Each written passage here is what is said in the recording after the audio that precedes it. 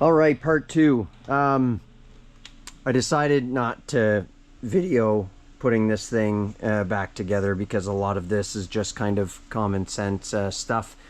There's the burnt bronze Cerakoted KYB fork done by Triple S valving. Amazing, looks so good. Pull it back a little bit, see the dirty shop. So this is the frame, all powder coated black. It's looking really nice. Okay, engine is now installed, top end is done. Not everything's torqued down as far as engine mounts are concerned. Radiators are back on the bike, like I said. Fork, steering tube, steering bearings all have been greased and cleaned. Same with all the linkage back here. So swing arm, bearings, linkage, bearings, everything cleaned, greased. KYB shock is back installed on the bike. We'll move around here. Also done by Triple S. I put on some silicone hoses this year.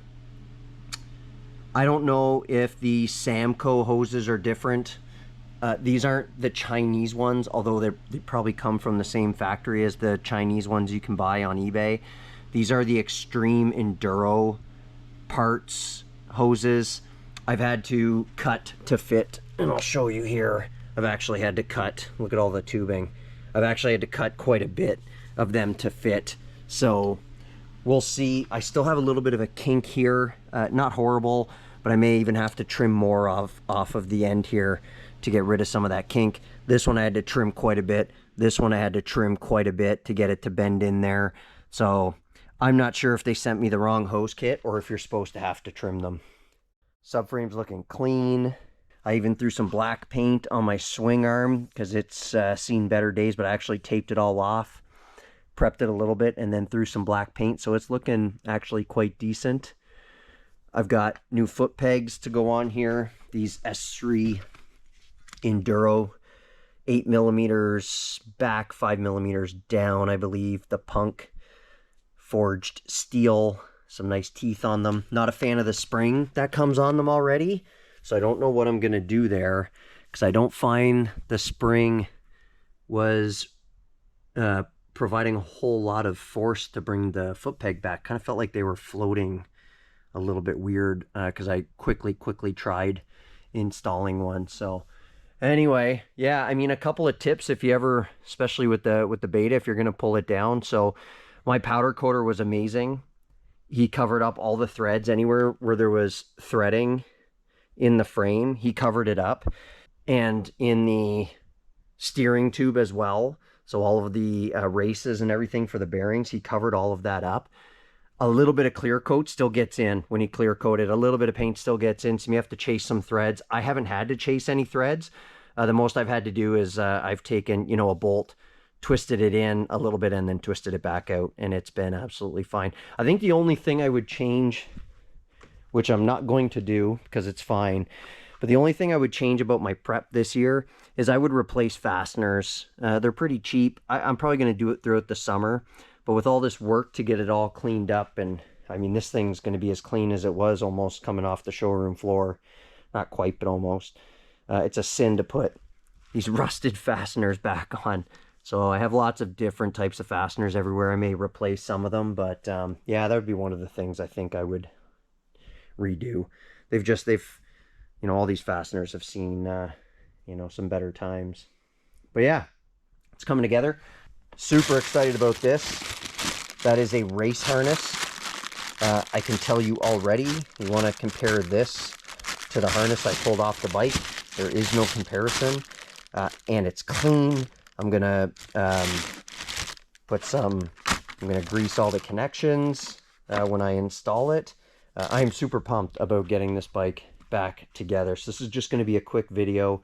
Again, you know, I'm not going to worry too much about taping myself, putting all this back together. But anyway, do your bearings, grease them up, clean them. You can do wheel bearings. You can do all the bearings in the steering stem. Make sure you get into these swing arm ones. They don't get seen a whole lot. It's a bit of a pain. If you're going to pull your swing arm off, I just recommend personally to loosen all of your frame mount bolts off. Just loosen them. You don't have to pull them out, but just loosen the bolts because the engine can, when they're loose, shift a little bit from side to side.